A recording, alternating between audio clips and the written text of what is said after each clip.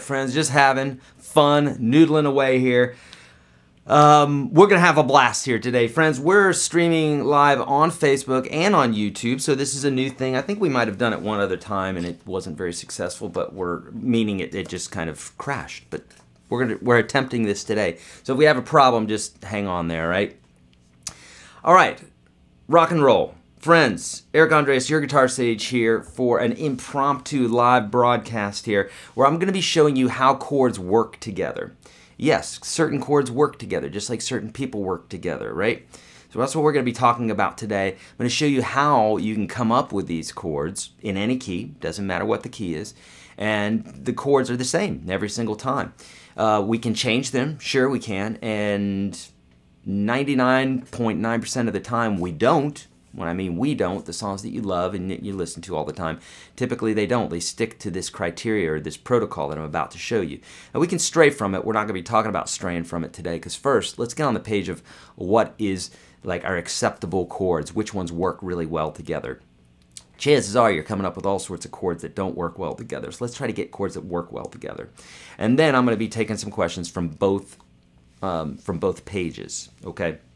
So, first off, let's dig into this. Two, if you notice, my friends, in the bottom left-hand corner of the screen, you're going to see two things. You're going to see a URL, and you're going to see a code.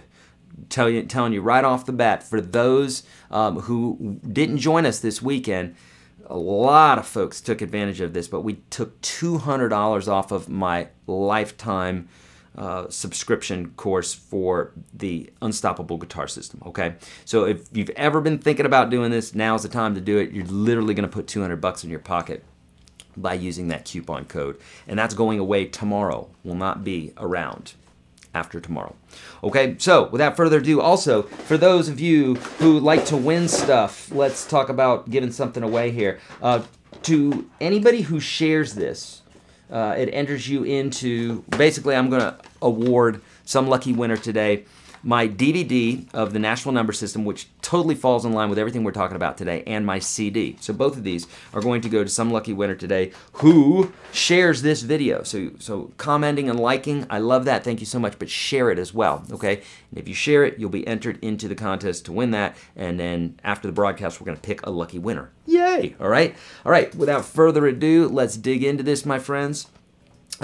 So, diatonic really just means relating to the major scale. And as if you've watched any of my videos before, you know that the major scale I'm a big fan of the major scale. Why? Because all music theory is based off of the major scale. So if we're talking about how the chords are constructed for any key at all, or if we're saying, well, hey, this is an 11 chord, then you go 1, 2, 3, 4, 5, 6, 7, 8, 9, 10, 11, and you add that note to the chord, then you get an 11 chord. Or if it's a 9 chord, 1, 2, 3, 4, 5, 6, 7, 8, 9, you add that to a chord, you're going to get a 9 chord, etc. I mean, there's some other rules to it, but that's we're deriving these intervals from the major scale. So the major scale is absolutely important to play, great exercise, but it also helps with understanding all this music theory. Okay, so with that being said, you need to know the major scale. Okay, if you want to know the major scale, I'm going to show it to you right now. A lot of this stuff I teach, and I have PDFs and other lessons on it where I go into a lot more detail. So I won't take a long time like I do in those videos, or a sufficient amount of time to really get it. So if you need more help, I'm going to give you resources for that because I want to get to your questions as well. But suffice to say, get the free ebook at YourGuitarSage.com. That will have a lot of these diagrams in it. Also, the free course, you'll see a description, you'll see a link for that in the description of this video. It's something like YourGuitarSage.com/30. Free course for you. It's worth a lot of money. I painstakingly created it for you, and it's going to help you with all this stuff we're talking about, okay? But I will be taking your questions today as well. So here we go. So first off, let me show you this G major scale here. And if we can zoom in on this, that'd be great. So this particular scale will work with any, well, it's going to work with the key of G major, but if you wanted to make this in any other key, you could do it as well by just moving it up and down the fretboard. So here we are. I'm in the second position, meaning my first finger's behind the second fret, okay? And it's going to go like this. Fingers 2, 4. That's on the 6th string. On the 5th string, it's 1, 2, 4. And on the 4th string, it's 1, 3, 4. So I'm going to do that one more time, but I want you to pay attention, okay? Here we go. 2, 4. On the 5th string, 1, 2, 4. And on the 4th string, 1, 3, 4. Okay, now you could take that same scale and you could do all these different keys, and it's the same form every single time.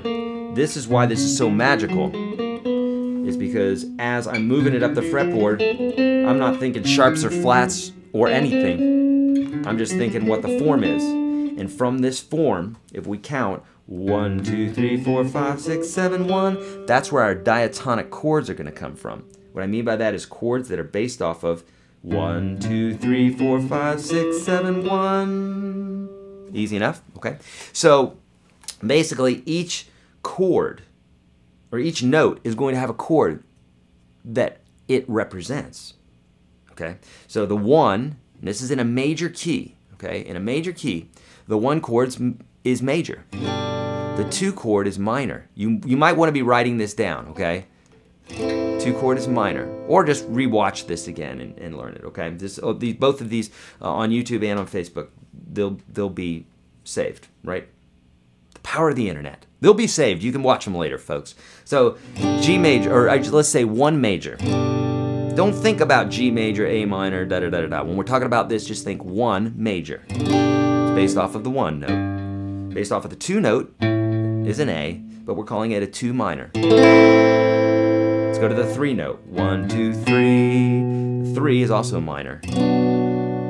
The 4, 1, 2, 3, 4, is major. The 5, 1, 2, 3, 4, 5, that's a D, is major. The 6, 1, 2, 3, 4, 5, 6, is E minor. 7, 1, 2, 3, 4, 5, 6, 7, is a diminished chord. F sharp diminished, and back to the 1 chord. Now, you may say, well, that's a lot of information. It's not. It's super easy. The only thing we're doing is counting the scale. You could hum it right now. Do, re, mi, fa, sol, la, ti, do, or 1, 2, 3, 4, 5, 6, 7, 1. Babies can count it. You can count it, I promise. It's easy. 1, 2, 3, 4, 5, 6, 7, 1. Knowing the scale's easy. You got that off of the free course that I'm telling you about. So all this information you don't have to get right now, because I'm telling you where to go get the information, right? And then off of the 1, 2, 3, 4, 5, 6, 7, 1, we're basing our chords, and the chords are, diatonically speaking, this is what I mean is these notes from the major scale created these chords, if you will, okay? Can't go into all that detail. I do in massive detail inside of my course, but we can't go into all the reasons why that is right now, but suffice to say, this scale creates these chords in this fashion 100% of the time on every instrument since the beginning of time to the end of time, amen. So the 1 chord in a major key is major. Unless we bend the rules, unless we break the rules, but what I'm saying, what naturally occurs. So 1 is major, 2 is minor, 3 is minor, 4 is major, 5 is major, 6 is minor, 7 is diminished, and 1 is major again. So we could say major, minor, minor, major, major, minor, diminished. Again, major, minor, minor, major, major, minor, diminished. Okay, this works the same for every single key. If we went to the key of C, here's our scale. So I could take those notes and go major, minor, minor, major, major, minor, diminished, major. Do you wonder why when I play that, your ear's like, oh yeah, I can hear that, that makes sense. It's because your ear knows this already, but you don't have the labels to attach to it so that you can move the pieces around and do all the stuff you want to do with it. Make sense? So, this works for every single key. I don't care what key you're in, it works for every key. Major, minor, minor, major, major, minor, diminished. And if you want to know where the bass note of that scale is, then you just use the scale, okay? Or the bass note of the chord, you use the scale. And that will be your bass note for the 1. That'll be your bass note for the 2. The chord's based off of that. Make sense? Okay, now, you might be saying to yourself, that's great for major keys, Eric, but I play in minor keys a lot. Okay, cool. So think about this. Think about everything is the same, except instead of the 1 being your tonal center, the 6 will be your tonal center. Okay, for every major key, we have a related minor key. They share the same sets of notes, the same sets of chords.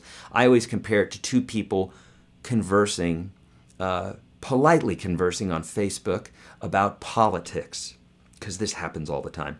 So you have 2 people talking about something. They're both talking about the same things, okay? Whatever it is, whatever the flavor of the month is. I won't even say any of them, but you know them, okay? So you got one guy saying something about a knee and somebody else saying something about a knee, but they're saying different things about the knee, okay? The same notes, the same chords, major and minor. Same thing, 2 people discussing something using the same terms and what have you, but it's the way that they're saying it. Their opinion's different. So the same thing with major and minor, we're using the same notes as the related major and minor. There's a related major for every minor key and a related minor for every major key, okay? More detail on that in the free course, in the ebooks, in my courses online, on my courses on YouTube, all the rest, okay? I got a lot of stuff for you. I don't want to inundate you with it, but steps, right? So now, if you wanted to play in a minor key, just make 6, you could circle it in your mind, make that the tonal center. So you typically would start your chord progression on the 6 minor, and you would usually end your chord progression on the minor chord, and that will help push it along to being that key. Okay? All right, my friends. Really quick, let's move on. I want to get to your questions now, so let those questions start rolling. I won't be looking backwards in the stream, so if you have a question, let's go ahead and put them up there, and then we're going to get to them, okay? And I'm going to go back and forth between YouTube and Facebook. So if I don't get to your question, you might need to post it again if I don't see it, okay? What else? Also, sharing this video will put you in the running to win my DVD on the National Number System, which will explain in high detail everything that I just talked about, and my CD, a little EP that I did. I need to do more, but there we go, you know. Here we go, answering some questions for you guys. So I don't see any on YouTube right now, so I'm heading over to Facebook and seeing if we have any questions there. All right, hang in there with me. All right, here we go. Okay, Lou is saying that Strat looks cool, Eric. Yes, I'm giving this Strat away, Lou, to you or whoever wins on October the 4th. I know, I'm a giving away fool. I give away stuff because I like doing it. And this is my personal Strat that I've had for a few years now. Great. It's been customized by my guitar tech. It's been all tweaked out to my specs, what I like. We've got different pickups in it. It's got a tone blender knob. This is a Classics 50, or 50s Classic Fender. You're gonna love it. It's beautiful and it sounds great. And I'm gonna hate to depart with it, but I love giving stuff away. So, all right. So thank you so much, Lou. Yeah, I do. I love Strats. You know I'm a Strat guy. Okay. Oh, look, here's some questions coming along. How does one stretch that pinky out or reach out to that long reach fret? Any exercises we can do without a guitar? William, yes, that's a great question. If you have some silly putty or some just putty whatsoever, or a grip master or something that you can do to exercise your hand, you know, it's awkward. So it's like standing on your tippy toes, right? And we got to develop strength there. The more strength you've got in that finger and the more you use it, the more neural paths you're creating from your brain to your pinky, or the neural paths are just happening here, I think, but nonetheless, the brain's talking to the pinky. You've got to exercise it. So yeah, there's stuff to do without the guitar. In fact, on YouTube, you could type in YourGuitarSage without guitar, and I have a video specifically on that, like if you're driving around, like how you might be able to still work your hand out using putty and things like that. So yes, there's definitely some things you can do there, and that will help. But more specifically, William, is in the free course, okay, for folks that are not signing up with this today or tomorrow, because I promise you tomorrow's the last day for that discount that you're seeing on the screen, $200 off, and you can see where to go there, YourGuitarSage.com/UGS200. If you're not doing that and saving the $200 today, if you don't have the money, go to YourGuitarSage.com/30. Is it the same as this? Of course not. This is chock full of 500 videos and growing every single month, a new hour of material, over 500 jam tracks. We got a forum in there. I answer questions every day personally to those folks. We do live broadcasts that are private, that are small, that just a few folks are in there. We're getting all our questions answered, that sort of thing. So if you're not doing that today, check out the free course, YourGuitarSage.com/30. The link for that's in the description of these videos. And in that, William, I talk about the major scale. I talk about a ton of stuff, but specifically I have some exercises. Exercise 1 it will help a ton. Exercise 2 will help a ton with your pinkies. Okay, so yes, check that out. All right, Dave, how are you doing, buddy? Good morning to you, sir. All right, questions. Eric, could you please show, so this is off of Facebook, Nick is saying, can you please show me how to play a diminished chord in a bar?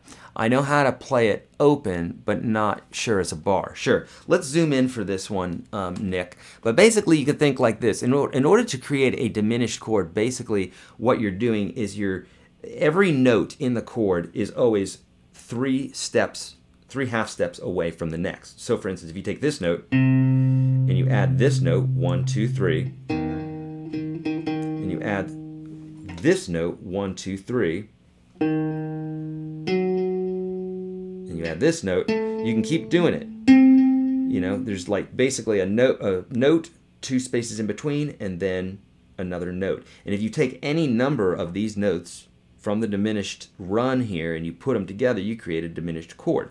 So for instance, this one,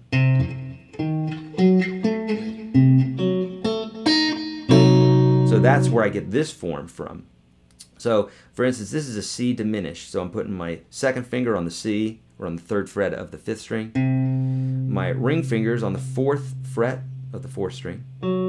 My first finger's on the 2nd fret of the 3rd string. And my pinky is on the 4th fret of the this first finger's on the 2nd fret of the 3rd string.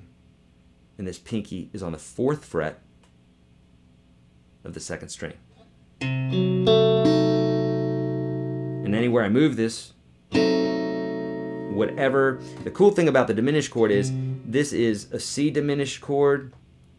It's also an E flat diminished chord. Any notes that are represented in a diminished chord, you can name the chord that diminished chord.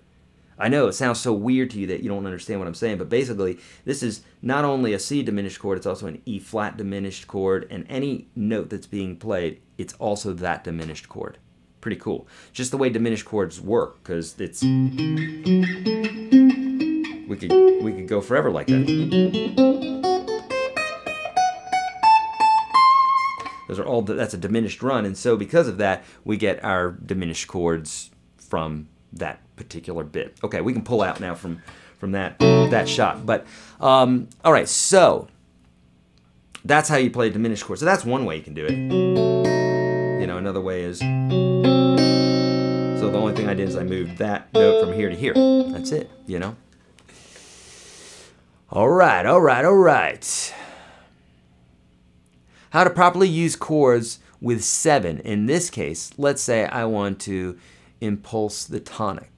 How do you use chords with the 7 in this case? Okay, great, Bruno. That's a great question. This is from Facebook.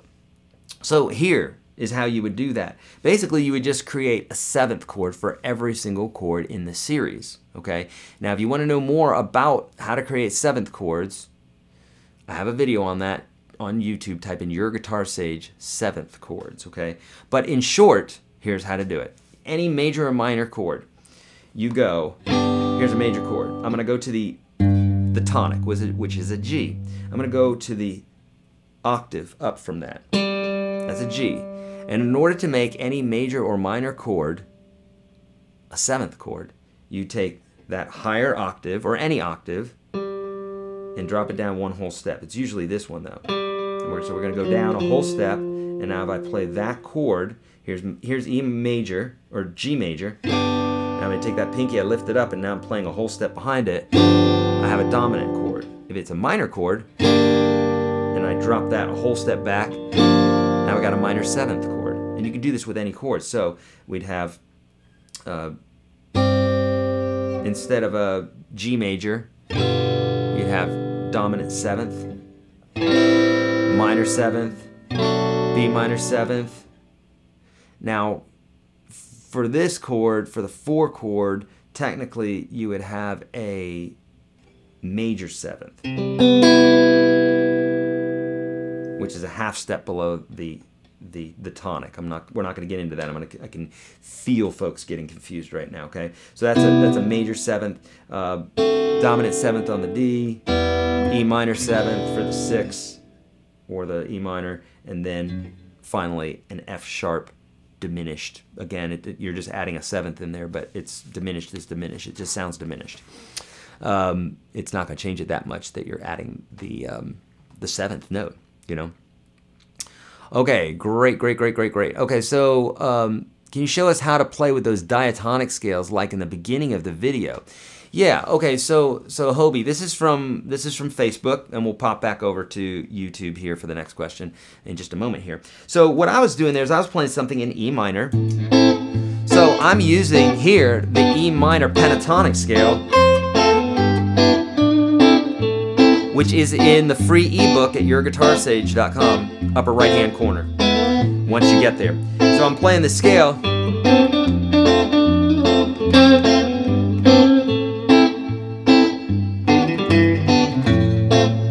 So just kind of noodling around here.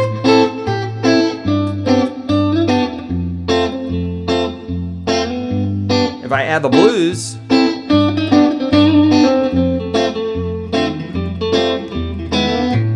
you know, or I could play A minor, just A minor.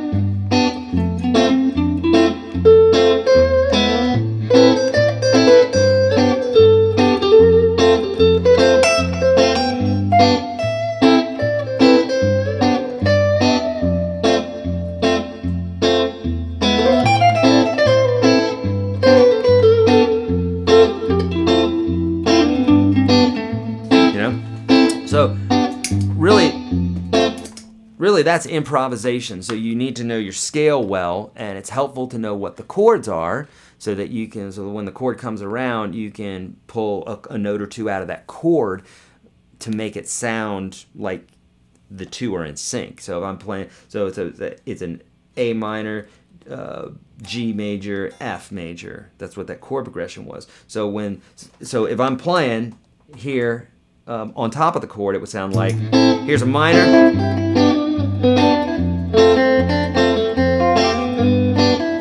So here I'm just playing the chords. And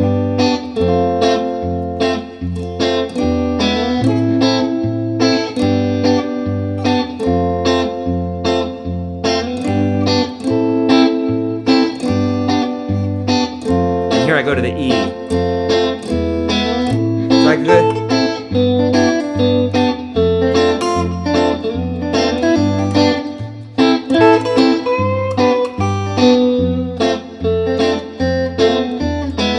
What I'm doing there is as the chord changes, I play on top of it. So here's the A minor, here's the G, here's the F, here's the E.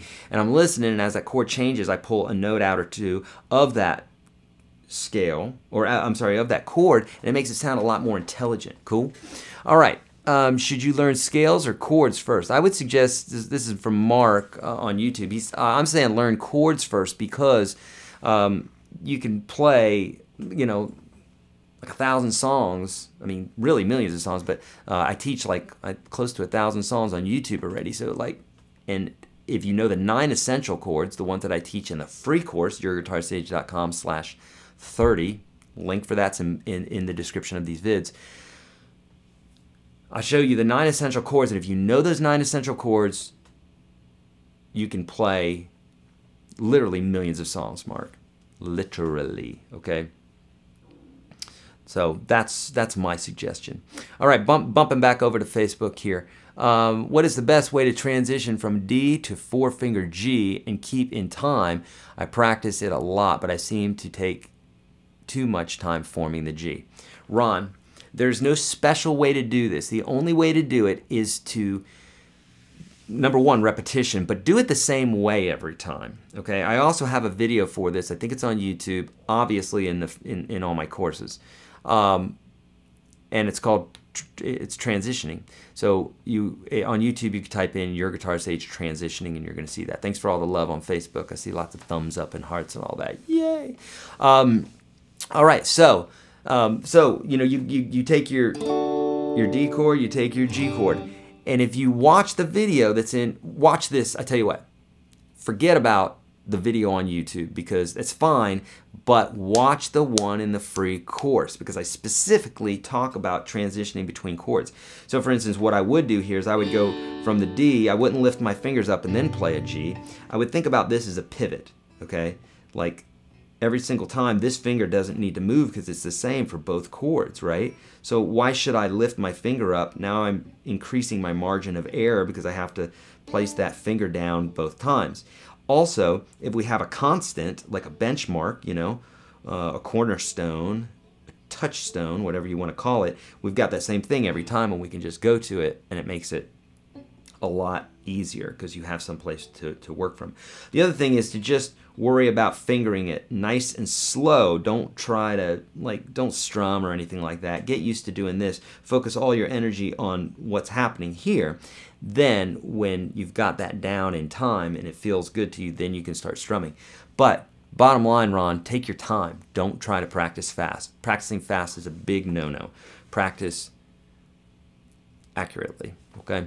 What is the best way to practice switching chords in general? Is there a standard chord progression? Todd, yes, there are some standard chord progressions, but just what I had just mentioned just now, that's how you transition between chords. There are plenty of standard chord progressions. Rewatch the broadcast from this weekend, the live broadcast. That will reveal a ton of stuff for you. Obviously, the free course is going to get you started there, and then Unstoppable is really going to help. But you know, yes, the 1-4-5 chord progression. If that doesn't make sense to you, you got to know the whole Nashville number system thing, which I've got videos for that on YouTube. I've got a DVD for it. Somebody's going to win that today by sharing this video. But knowing, you can watch the beginning of this video too, and I explain that. So, for example, the chord progression 1, 4, 5 in the key of G would be 1, which is a G. 1, 2, 3, 4 is a C. 1, 2, 3, 4, 5 is a D. So it's 1, 4, 5. If you add the minor in it, it sounds really cool, and it starts sounding, you know, kind of, I don't know. Well, there's a million songs that have been written from this chord progression, but 1, 6 minor, 4, 5, and you can do it in all different ways. You know what I mean? You don't have to do that particular order. You can do it in all different ways. Okay. All right, nice. All right, so I'm popping over to YouTube really quickly, and here we go. Tendinitis in thumb, dealing with it. Jimbo, I just posted 2 videos on my YouTube channel. For folks that are like, God, he keeps throwing this stuff out, why didn't you just tell us right now? Because these videos are 15, 20 minutes, and I don't think you would want me to spend 15 or 20 minutes on each question that's coming up. So I want to give you a more thorough answer, and I've created videos for you on this subject. So Jimbo, 2 videos on this. Subscribe to my channel and you'll see it. And they're recently, and you're gonna see 2 guys standing, me and then a good looking guy with some crazy hair.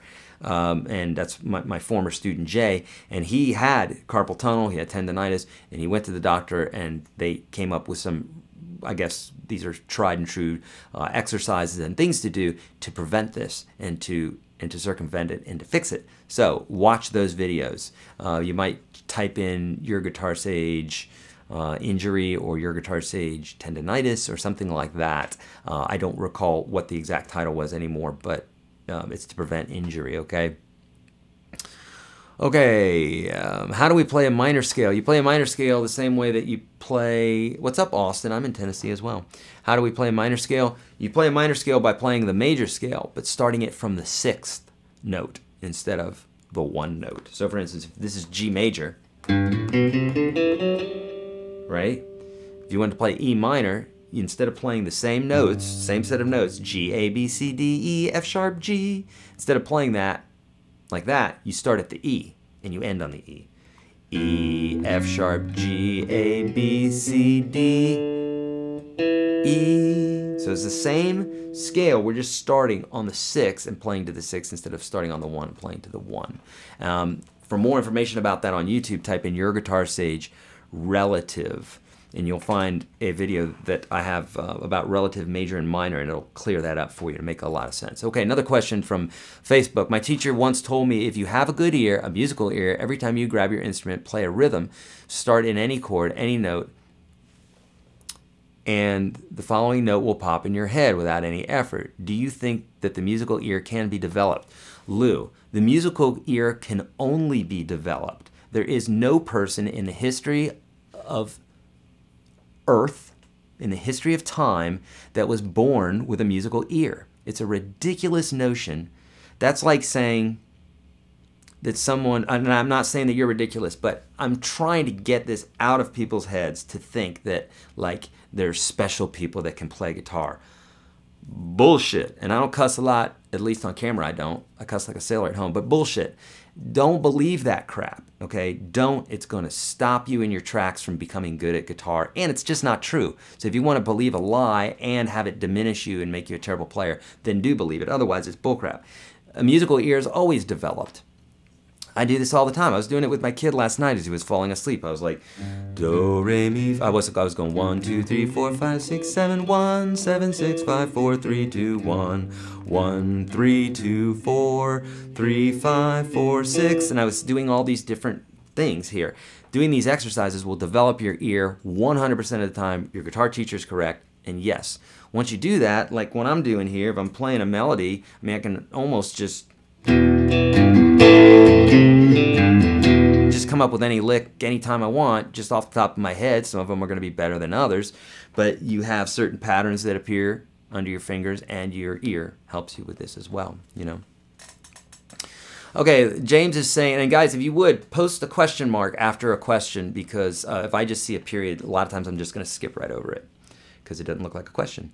I've had a hard time playing the blues lead while you make it look so easy on the video. How do I teach my brain to remember where to go and when to go? James, that's why I've created like almost 600 jam tracks that are inside of the Unstoppable Guitar System, because if I show you a scale, you need a way to improvise to it. Now, if you're not in this Unstoppable Guitar System, if you're not taking advantage of that $200 coupon today that's only good until tomorrow, if you're not doing that, you don't have the funds for it. I do have jam tracks on YouTube, not nearly as many as inside the system, obviously. And usually I'll show you a little lick or something like that ahead of time. So if you're playing an A blues, you know, then if you want to play an A blues, then I'm going to have a blues jam track for you to jam to. So on YouTube, you might search YourGuitarSage jam track and see what comes up, because I'm not sure how we titled those or not. Okay. Okay, very good. All right, so Nick is saying, Eric, could you please show Ron the rock open G? I use it all the time as a habit, and I find it easier to use since you showed it to me as a beginner. I've used it ever since. Yeah, Nick, that's a great question. So this is what I call a rock G, because folks like Angus Young and other folks use this. And basically, you know, here's your standard G, right? Looks like that. But I like to put my pinky on the 3rd fret of the 2nd string. And then I also like to lose this first finger, lift it up so that the 5 is muted. And that's your rock G. And it just sounds better with overdrive and that sort of thing. All right? All right, good. Heading over to YouTube real quick. I'm going to check on some questions. Do you have any tips for practicing improvisation? Yeah, just what I just mentioned there. On if you're not inside the system, if you're not taking advantage of the $200 coupon today, that's good until tomorrow. Doors are closing on that. Then here on YouTube, search YourGuitarSage jam track and see. I know I've posted several of these, but you want to basically the only way to get good at improvising is to improvise. So you get the scale that you want to use over a chord progression. But here are some tips for improvisation. Use one small section of the neck. So for instance, if I can play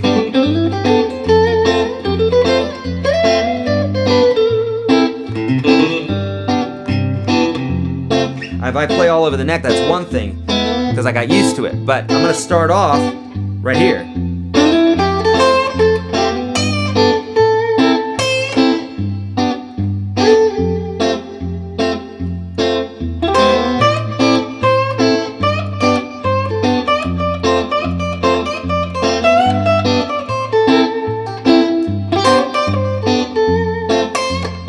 So I'm just going to work one little section and get good at that. It's kind of like if you are looking for something and you've lost a necklace or something in a field. You know, you're going to do one little section, or in your house, right? When I'm packing to go travel, in my mind, I do it room by room, because I'm like, what do I need? Okay, I need that guitar. Okay, I need my clothes and my toiletries and those sorts of things. Oh yeah, I need my computer that's in my office. And I do it room by room. So that's how I want you to think when you're improvising, is just take one little section. Don't try, like more is not better always. And a lot of times it's not. The middle way, as the Buddhists talk about, take one small section and get good at that, and then move to another section. Okay, try not to be overwhelmed with more scales, more scales, more scales. Nope, not at all. All right, good. Heading over to Facebook and gonna look for a question here. Doing some stretching exercises for the left hand before playing and practicing is a good way to prevent injuries. Doing it afterwards is not a bad idea too. Great, yes. Could you give me a tip on how to memorize scales? Yes, first off, I just posted this video and it's going viral right now. It's like probably my most viral video ever. And it's called Know One Form, Know Them All. And basically the idea is, instead of like memorizing all these scales, learn a method, okay? Get the free ebook that's at YourGuitar. No, forget about the free ebook. Get the free ebook, but more than that, get in that free course, because you're going to get the stuff that's in the free ebook and more, and you're going to get the video, and it's going to be step by step. You can't fail, and it's free. So, and I show you in there the major scale. If you know the major scale, friend, you can do so much with it. but then knowing how to work that major scale. So yeah, I can learn all the different forms.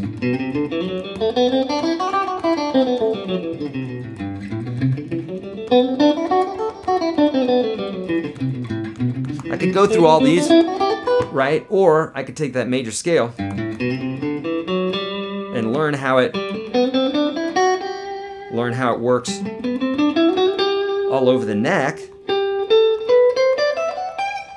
you know, and we can, you see what I just did there? I took the same scale, played it all over the neck, so I'm still playing all over the neck. So there's this notion that you've got to memorize all this stuff, you got to memorize it in all 12 keys. Nope. Technically, if you really wanted to get good at this and and the easiest method for doing it is to just learn this one form, just these 3 strings, and then learn how to play it all over the neck. Okay? In that video, that one video that I show you, know one form, know them all. And then if you wanted to change keys, you just bump it up to whatever fret you're in your new key. Does that make sense? If not, if that doesn't make sense, that means you need some more foundational stuff, and I have all that for you, you know? Okay, so Nick is saying, if I join the UGS system today, should I stop the Udemy course that I started, as I'm about 45 lessons in? Do they overlap? Nick, they overlap some, but the Unstoppable Guitar System has easily twice as many videos as Udemy has. What Nick is talking about, friends, I'm answering this question off of YouTube, by the way. Nick is, I have a course that's also on Udemy. I have several courses on Udemy. In fact, the #1 guitar lessons on Udemy, if you haven't been to Udemy, it's gigantic. It's like YouTube, except more concentrated, and the content is a lot more like course-oriented. So udemy.com, and I've got the #1 course there. So that's good. I'm happy about that. We've had like 85,000 people go through that course.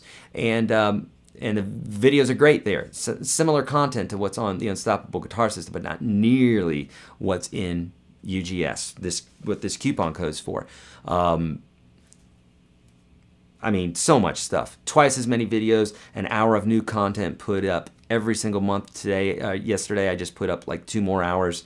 Live Q&As that are only the UGS folks, jam tracks, emails attended to every day. So if you ask a question, it's answered the next day, typically that day, but next day at the longest.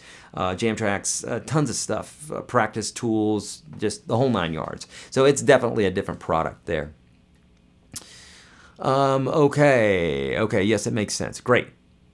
Eric, is the G the most important thing? No, Brenda, I'm just showing you that from the G perspective, but really you could do it in C, or it doesn't matter. And here's the deal. Once you learn one form, it's the same form. So I'm not thinking sharps and flats. I could, and there's a reason to do that sometimes, but I'm just playing a form. I've obviously played this form a few times while I'm talking, while I'm watching TV, and all that. No, I've just played through 12 different keys, and I didn't have to think sharps or flats. So it just shows you that one form can go up and down the fretboard. Every form does that. Make sense? Okay, good. Popping over to Facebook here really quickly. Do you have any instructions on how to download your jam tracks and load them into an amp and setting on a foot pedal like you do? What equipment is needed? They're not, I don't believe they're downloadable, Hobie. I mean, maybe on Facebook, I think there are certain tools that are out there where you can take the URL and you can paste it into something, and it will turn it into an MP3 or something like that. But other than that, no, I wouldn't know how to do that. Okay, heading over to YouTube. Seems like we got a lot of folks on YouTube, a lot more folks on YouTube actually. So here we go. Eric, do you have a Ramones Bonzo Goes to Bitburg lesson yet? I don't know. I don't know what that is. I guess that's a song, but no, I don't know that one. Sorry, Dave. I love the Ramones, but it doesn't sound like a Ramones tune. That's what you're saying. Okay, I'm going backwards now a little bit on YouTube. Okay, this is a great question. How do you know where to bend in the pentatonic? Sometimes I get it right. Most times I don't. Get ready to have your mind blown, Greg, and anybody else who wants to know about bending. This is it. And it's so easy that you're going to go, why didn't I think of that? The notes that you're bending to, look, the listener doesn't care if you're bending a note, sliding a note, playing a note, hammering a note, whatever. It hears a note. So if I hit this, or I hit this, or this, or this, or this, it's all the same note, right? With nuances, okay? So I can go, yeah, or I can go, yeah, singing-wise, but it's the same note, yeah. Yeah, we had a little run there, and that's what,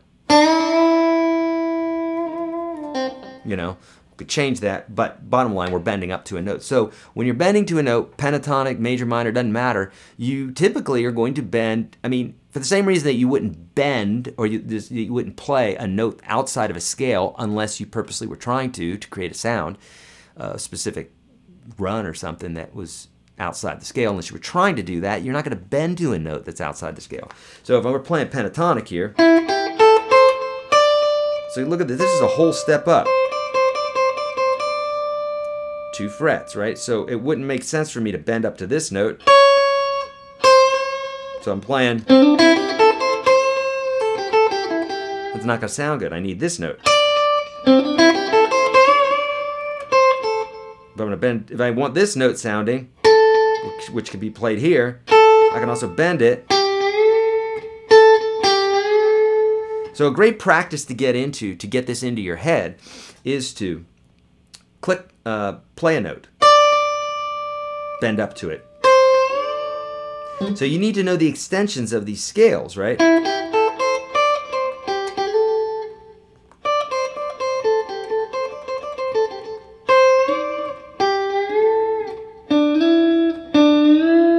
So you hit the note, bend up to it. Hit a note, bend up to it. Hit a note, bend up to it. Make sense? So that's a great practice to get into. In fact, I think I have a lesson on YouTube called Bending the Scale. Write that down, Bending the Scale. I'm pretty sure. And it's about that. It's about taking like a major scale and going, you know, like. So if I have a.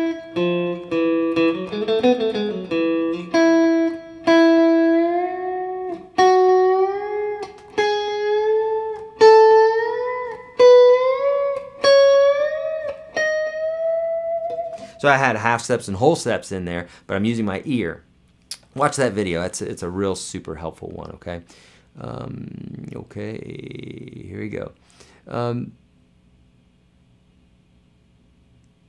Marshall amps or Fender amps? They're both, what Dave said, they're both different. I love Marshall amps. I love Fender amps. I've owned lots of both.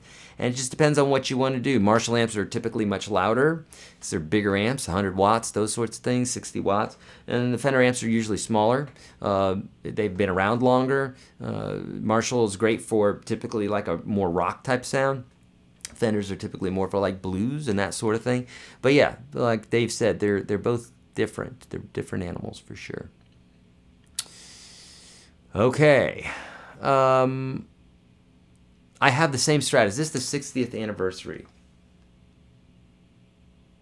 I don't think it is, but I know what you're talking about, but I don't see any markings on it that it is the 60th anniversary. I don't think so.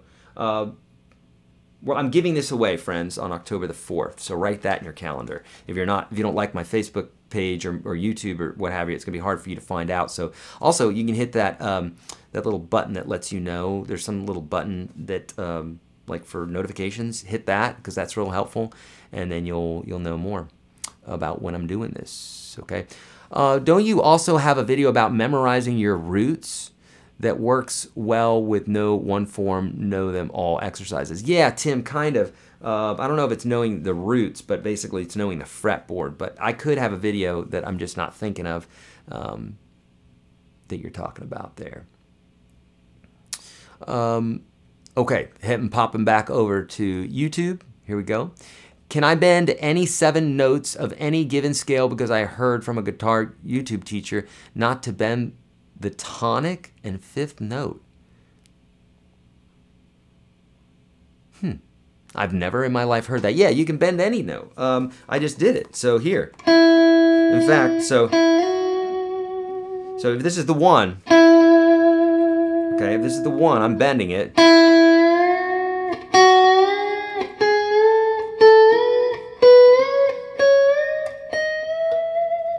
Here's the 1. I bent the 1st and the 5th. Didn't sound bad to me. Did it to you? No, you can bend them. There may be a reason why that guitar teacher is saying that I don't know. So I don't want to say he doesn't know what he's talking about, because he totally could. Could be a much better player and teacher than me. Probably a better player for sure. Is this your day job? What do you do for a living? I do this, Craig. This is what I do for a living. I've been doing this for decades now. And on YouTube, I've been doing it since 2006. I write books. I've got tons of free stuff. I've got tons of stuff that I give away. I've got courses, just the whole 9 yards.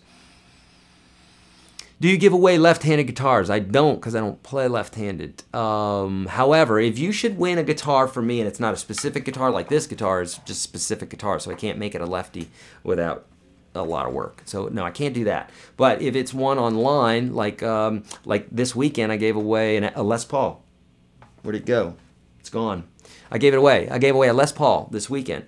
And if you wanted that as a lefty, yeah, I think we could have done that as a lefty, because we're having that shipped from the good folks who are making them, okay? What's better to learn first, cage system or modes? Unless you like jazz, I'd say don't learn your modes. Modes are just going to confuse you, because you're going to keep trying to make them not sound jazzy, and they just sound jazzy. So, like, honestly, I mean, I knew modes. That was one of the first things that I learned as a kid, and I've used them never. I mean, in all of my playing for 30-something years, I might have used them. I might have used it one song. So if you like jazz, then learn your modes. But honestly, the cage system is going to be a lot more valuable to you in everyday all. Okay. All right. So play Stand By Me. I have a video for that. I believe I do. Stand.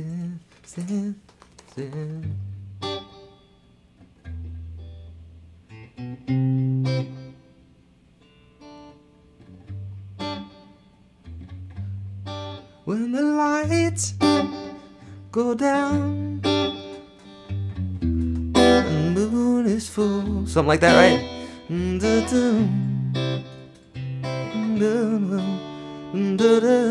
So that's a perfect example. Remember someone said, are there chords that work together all the time? Yeah, the 1, the minor 6, the 4, and the 5, which may be why subconsciously you just asked me to play Stand By Me, because I played it earlier.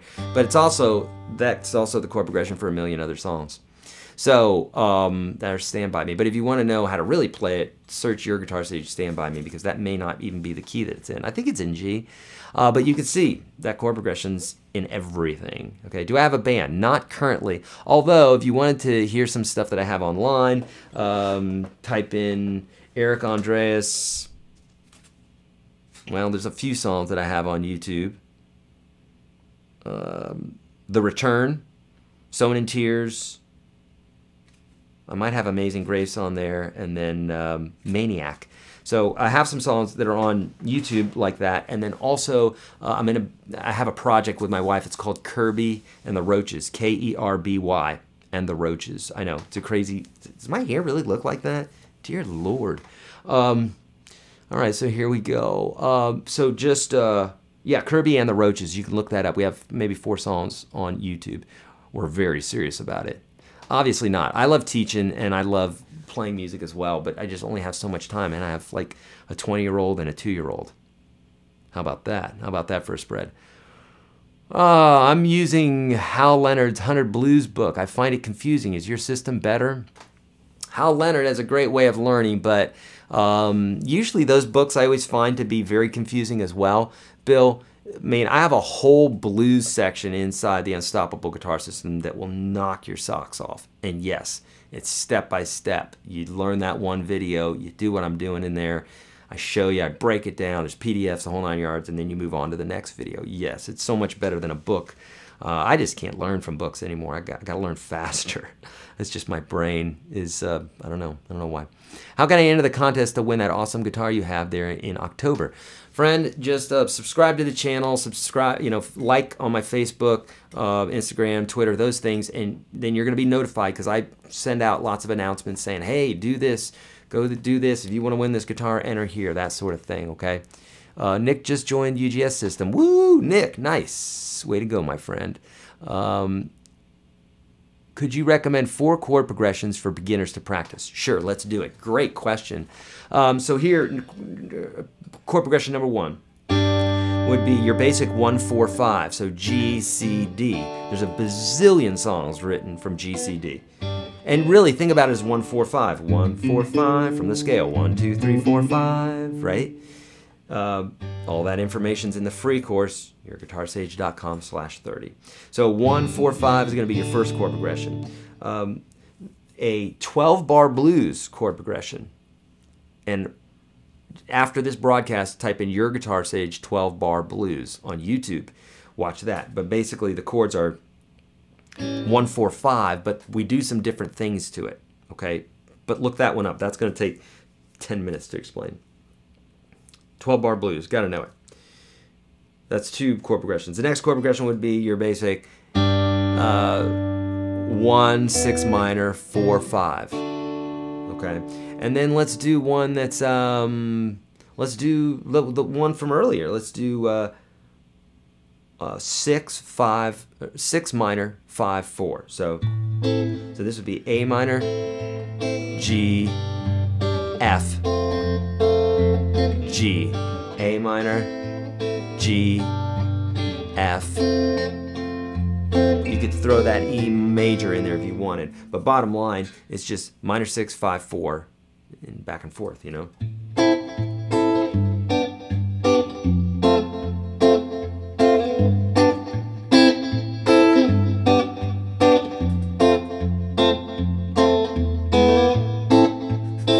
Get it? Got it? Good. All right. I love it, love it, love it. You guys have some great questions today. What do I practice?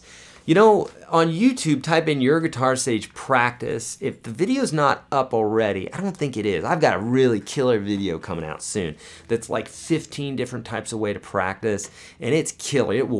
It's going to blow your mind because it really will make you go, oh, dude, I've never thought about doing that. And you're going to glean a whole new level, a whole new bunch of bits and pieces from practicing these different ways because you're challenging yourself differently on all these different bits and pieces on guitar, you know. Eric, do you have a video on nailing 70s punk rhythms? No, I don't, but I have, you know, Blitzkrieg Bop and that sort of thing, and I'm going to definitely talk about that stuff in there, you know. What tips do you have? This is from YouTube. What tips do you have to make improvisation sound more cohesive? Great question, Sarah. To make improvisation sound more cohesive, start with a smaller part of the fretboard, okay? I have a whole section in the Unstoppable Guitar System that's like simplifying the blues, and then I have another one that's I forgot what it's called, but nonetheless that talk about this, and it's basically like taking a small section of the neck, but I really break this out for you, you know. So taking a small section of the neck, think about it. If you want to start teaching guitar and you know a little bit but you don't know a lot, well, then you can talk about the stuff that you know. You're not going to talk about the stuff that you don't know. So you're going to focus on the stuff that you know. Your students are going to be learning that sort of thing. You may not take high advanced jazz students and that sort of thing. But you want to think about the same way when you're improvising, is that if you take a small section, just work that, get that real good so that it feels good. You're going to build momentum. It's going to stack up on top of the next thing that you do. So tip 1 is take a small section of the neck. The other thing to do, Sarah Beth, is to know what chord is being played while you're improvising. That is going to help, because just like two people talking, if we're talking about guitars and then I switch the subject to bass, but you keep talking about guitars, because dadgone it, we were just talking about guitars and I'm not moving from there. Well, you and I are going to have a problem talking, Because if I start talking about drums and you're still talking about guitars, it's going to get real awkward. So similarly, if we got chords playing and we have a melody playing, shouldn't they match? Yeah, they should. That's why all the music that you like, that's why, you know, they should match. So knowing what chord's being played. So if this is A minor, G major, it's helpful for me to know that chord when it's being played. Helpful in the beginning to take just 2 chords and 2 chords only and space them apart, like maybe like like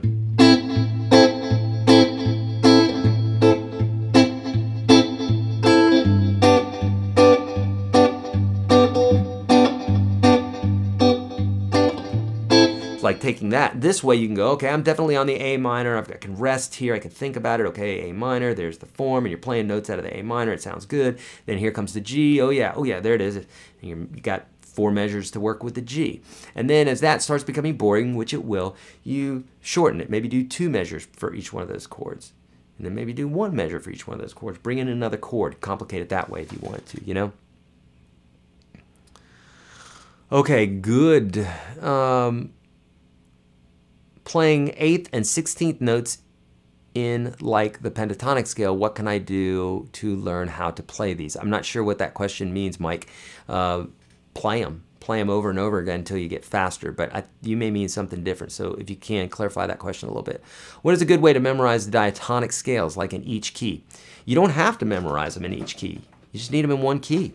Look, here it is in all keys. Same form every time. There is only, I mean, the major scale is the major scale. Whole, whole, half, whole, whole, whole, half. I cover that in detail. Look, anybody who's listening to me right now, I implore you, if you're not taking advantage of this, $200 off today, which I understand some people can't afford that, and that's fine. But if you're thinking about it and you're trying to get better at guitar, dear God, just bite the bullet and do this. It's $200 off today. You're literally saving $200. You have a lifetime guitar teacher. If you come visit me twice in Nashville, it's going to be $200. So, but this way, you've got a lifetime resource with the same instruction that if you came to visit me in Nashville. So, if you're not doing that, please listen to me. Take advantage of that free 30 lessons series. It's free. Did I say it's free? And it's the free 30 lessons. That's like 30 times 100. It's like a $3,000 gift to you, because if you came to visit me in Nashville, I promise you I'm charging you $100 an hour. I don't have time for one-on-ones as much anymore since I'm online here, okay? Call it snobby, call it whatever you want. I'm sorry. That's what I do, because this is what I do for a living. And so it's better for me to teach books, create books and videos where I can reach lots of people. And we got 98 people watching on YouTube, and we got folks watching on Facebook. So much more effective to reach everybody, right? So, so join that free series, and that's going to help you to understand playing a scale all the way up the neck, that it's the same thing every time. So a lot of these questions are great. I love these questions, but a lot of them I'm seeing is because you don't have these foundational things that if you just learn the basics, like anything, if you learn, it's something called Pareto's rule. 20% of what you need to know will cover 80% of a particular subject. Okay, this is a rule that appears all over nature. Okay, and basically, if I wanted to be good at cooking, I'm going to learn certain things like salts and spices and whatever it is that you learn in cooking. Bases and acids and salts and those sorts of things. And you learn that really that's all the only components there are. But then if you learn to work with those, you can do that throughout everything. So same thing. Got to know the basics on guitar if you want to be good. Otherwise, you're just going to be hitting YouTube videos the rest of your life and not getting anywhere. I mean, you'll be getting somewhere, but not in the same way. Okay, makes sense? Could you compare a Hummingbird to a J200, or just tell your opinion? Would be nice. Two of my favorite guitars. This is the J200, right? The Hummingbird is also a Gibson guitar, and it's a dreadnought, meaning it's a standard size guitar. It's not going to be as voluminous. It's not going to be as loud. They play similarly. They're both beautiful guitars. They both sound great. Both my favorites. Two of my favorite guitars. So you can't go wrong with either one of those. I'd say if you don't like a jumbo body, if it's too big, feels too bulky, get the Hummingbird. But Hummingbird's a classic. It's just awesome. Nick from Facebook, Eric, any advice for strange time signatures? Learning, trying to play Limelight by Rush, but I cannot get the timing right as it shifts signatures through the song. Yeah. Okay, so Nick, here's what to do. On a song like Limelight, you need to get each section down with the different time signatures separately and make sure you're very, very, very confident in that. This is a lot. You hear me talking about this stuff. It's like I'm always breaking stuff down or slowing stuff down or the breakdown inventory method or whatever. It's because all of guitar, you got to get this. Once you start getting that, everything becomes easy, okay? Because you're looking at one small section. So if it's the verse that you're having a problem with the time signature, well, when it changes in the chorus, how's that going to help you? It's like juggling. If you can't juggle 3 balls, go to 2. If you can't juggle 2, go to 1. So you got this one section here of, say, the verse, and you're trying to learn this odd time signature. For me, what I like to do, and so assuming you know how to break it up in the different sections now, if I'm just working on one particular time signature and I'm having a problem with it, a lot of times what I like to do is have like a trigger note, and I'll describe that in a minute, or I like to count subdivisions. So if it's something in 7, instead of 7, I'll count 3, which is a natural, things that are in 3. 1, this is in 6 actually, but same thing. 1, 2, 3, 1, 2, 3, 1, 2, 3, 1, 2, 3. You've heard that chord progression. That's not odd, right? Or something that's in 4. 1, 2, 3, 4, 1, 2, 3, 4, 1, 2, 3, 4, 1, 2. So I would take a 3 and a 4 and I'd put it together. So I'd count 1, 2, 3, 1, 2, 3, 4, 1, 2, 3, 1, 2, 3, 4, 1. Or I'd count 1, 2, 3, 4, 1, 2, 3, 1, 2, 3, 4, 1, 2, 3. And usually it's going to be subdivided like that anyhow, something in 7. So I like to subdivide it in something like that. That's very, very helpful. And or I'll have like a trigger note. And what I mean by that is there's always like an accent or a way that I kick my foot right before the 1 starts, if that makes any sense. That's a harder one to teach. But I'm usually looking for a cue or something right near the end of the phrase that I can go, there it is, here's my 1. Because you always got to come in on the 1, and if you can always come in on the 1, it's gonna sound like you know what you're talking about. Okay? Great. That's a great question. John from Scotland on Facebook is saying, got my first gig this week and I'll be playing covers and singing on acoustic guitar. Any tips? Yes, John. If you're in the Unstoppable Guitar System, just type in YourGuitarSage Live for tips that are only for in there.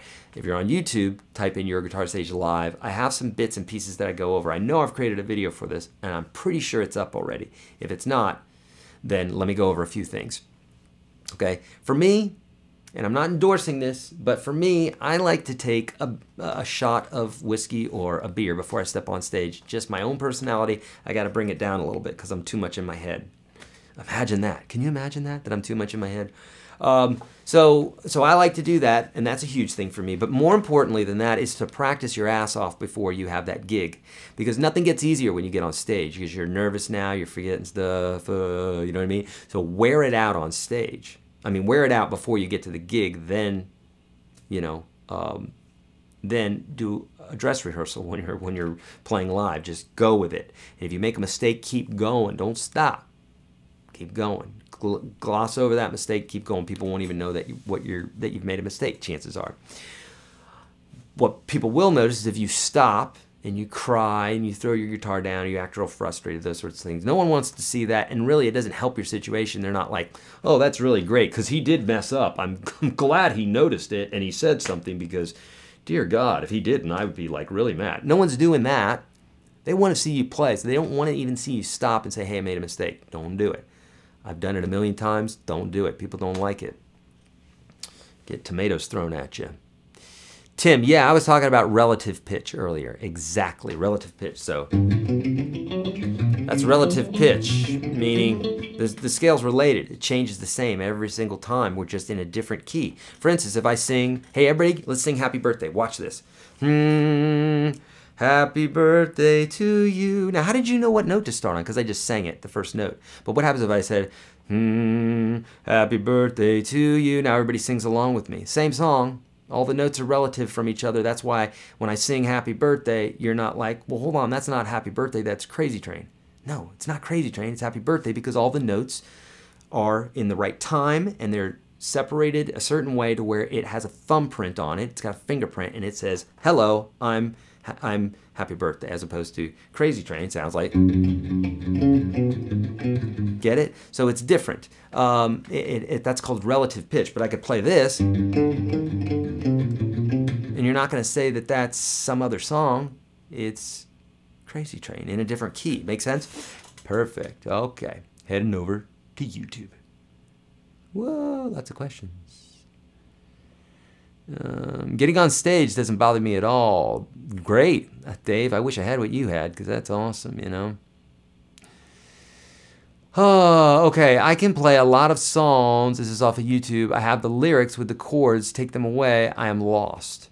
140 songs with help. 0 songs without help. Any thoughts on this? So you can play a lot of songs if you have the lyrics with chords. Take them away. I'm lost. Well, Joe, number one, why are you taking the lyrics away? You know, are you doing it and you're just trying to fill in that hole and make sure you can develop that part of your playing? If so, great. Otherwise, if you don't have to, don't. But another way to think about, you know, like I'll be humming the lyrics in my head the whole time, or the melody in my head the whole time, so I know where to go. So that's something to get used to that will help. Or you can say, you know, if you know that the verse is played 4 times, you'd be like 1,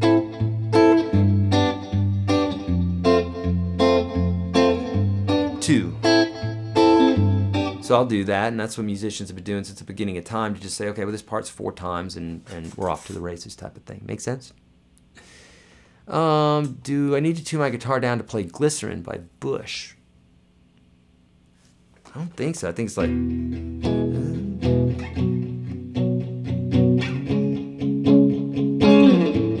Is it an E? I don't know. I think it's an E, just off the top of my head. Now, isn't this funny? You just said Glycerin, which is one of my favorite songs from that group, by the way. Great song. Why would I like that? Because I like chord progressions like that. And oddly enough, I wrote a song many years before that had the same exact chord progression, the same exact key. And this is what I'm talking about. These chord progressions are not new. They're just out there. You know what I mean? It's just like, they're not new. So my song went like this. And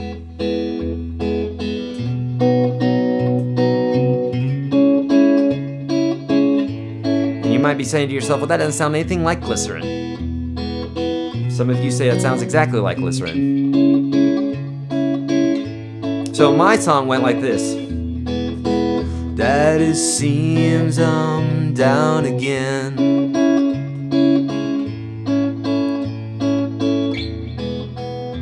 Another knife in my throat and all with a grin. So that's my song. That's my part. Glycerin goes.